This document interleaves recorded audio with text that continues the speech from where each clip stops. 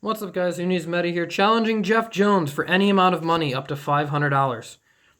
This was his Harpie deck list from Nashville, which was the first event of the January 2014 format. Happened in 2014. For those who don't know, at the very end of ARG St. Louis or ARG Collinsville, they're the same thing, which was the end of the format. After winning, Kevin Silva challenged Jeff for money. Just kind of got cocky, and Jeff overheard and ran into him. There's a Cordero video of documenting the whole thing. I was too busy in the very back corner playing in a Win-A-Box. If it makes you feel better, I won the Win-A-Box. Start the deck off, we have 3 Channelers. It's the main monster of the deck. Allows you to special summon from your deck and, kind of make your plays. The mandatory effect of level 7 if you have a dragon, so make sure you do want to do that play before you go into your rank 7s. 3 Dancer for hunting ground, shenanigans, bounce the card back to your hand, and then summon another wind monster or bounce a different card, basically allowing you to pop 2 cards. We don't play MSTs, we just use the field spell. And then we have 3 Queens to make sure that we can get that field spell. We don't play Terraforming. This card obviously does the same thing. And then being a 1900 beat stick is really helpful in the format because you can get over things. And then the field spell buffing your attack allows you to get over armor. And then because we want different names, we just play the 1/1 and we play 2 Cyber Harpy. Cyber Harpy is relevant because it is 1800 and it can beat over Bear plus Tanky. There were a lot of Fire Fists, Geargia, and Water, as well as Erratic Rulers in the format at the time.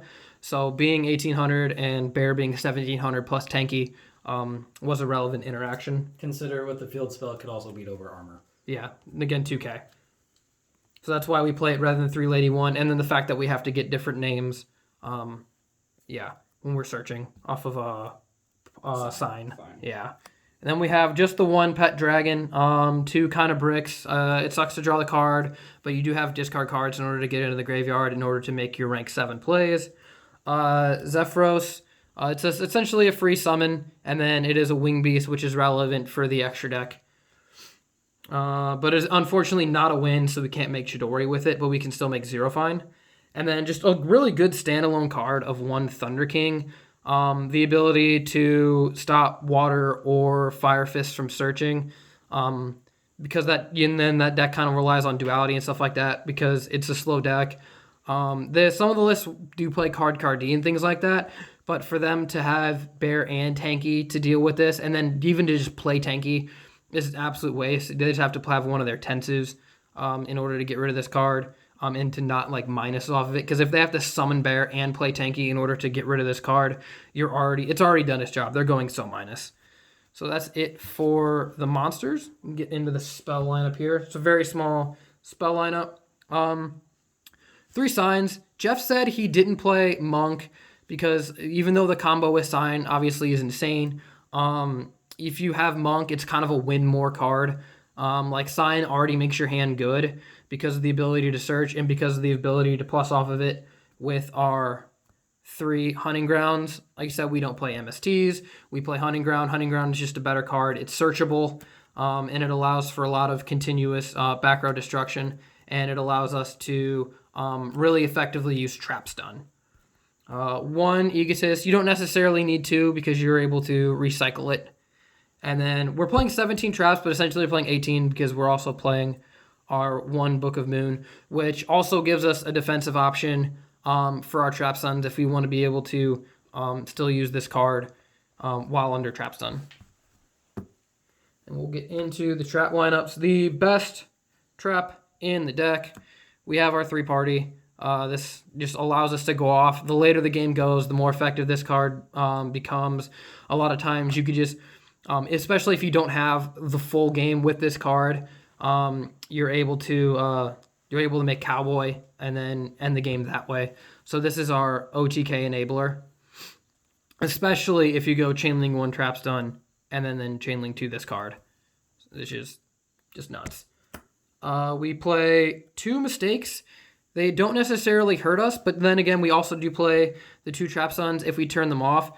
Turn 1 Mistake is really good, especially You can really make Mermail's minus with this card. You could chain it to Tanky. It is just a really good turn 1 card. And then Trap Stun, we can use it to turn it off. And it combos really well with Hunting Ground because we can use that to basically abuse Dancer and a Channeler and then just keep popping off our opponent's back row. And they can't respond with it because we preemptively flip Trap Stun.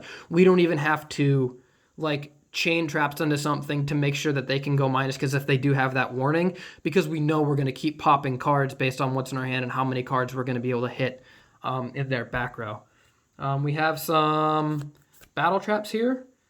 We have 2 prisons and two mirror forces. This is just to protect our monsters. We do play a low monster count, so we want to make sure that we don't lose our monsters in battle. And then Mirror Force is a card that a lot of people just kind of don't play around, especially at 2. We have 1 Torrential Tribute to clear the board. We play 3 Fiendish Chains. This card is not that great against Erratics, but it is really good against Fire Fist, especially good against Geargia, and it's really good against Water, especially if they go like Tias, Marksman, and then target this. You can flip this card, and it'll stay on the board, negating the Tias, and essentially they whiffed with Marksman, and they don't get the Tias search.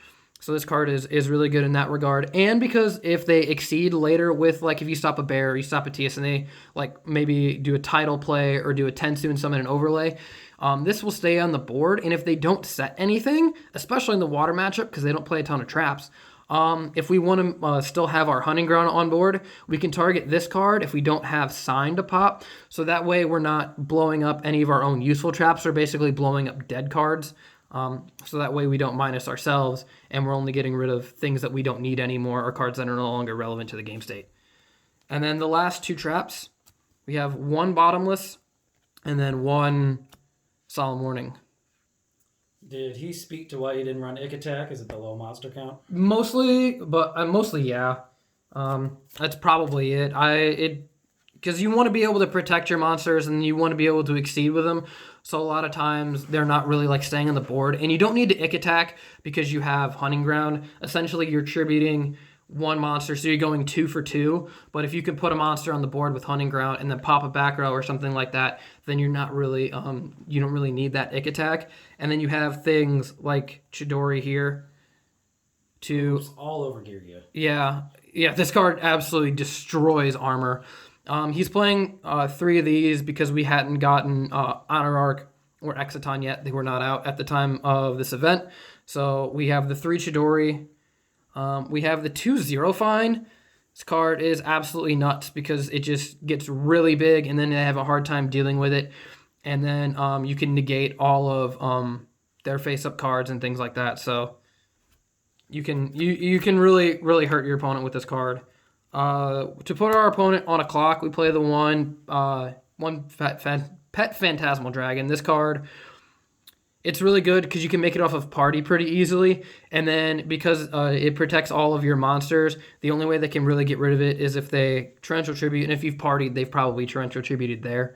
So they basically have to have something like Mirror Force to really get rid of it. It's just a very difficult card to deal with. We have 2 Queen Dragon Djinns. This is interesting that he played 2. A lot of times the first one will get Bottomless or Warninged or something like that, so they'll kind of clear it off the board. And then late game, you want to be able to access, because we don't play Tempest because our monster count is really low, you want to be able to access your rank 7 engine later on in the game. So this will allow you to get your pet dragon if it's in the graveyard, especially if they've already gotten rid of the first one. So if you go into a party play, you can still go with a rank 4 and then still get your 7, because you can get a Channeler, and then you can get your pet dragon with this here and keep going, so that we can get other monsters and then use this to get your dragon. We have then some just kind of generic Exceed stuff. We have the one of Direwolf to clear cards and things like that. 1 Roach. This card is really good against Erratics because things like Tefnuit are inherent summons. The Dragon Rulers are summoned by effect, but those are summoned. They do not start a chain. So Roach is a great way to deal with that. You can deal with 2 of them with the card. Dweller, because Water is a really good deck. The next list was the list that Gund went to 1. So during this event, we still had 3 Gund. So this card was still really good against that deck.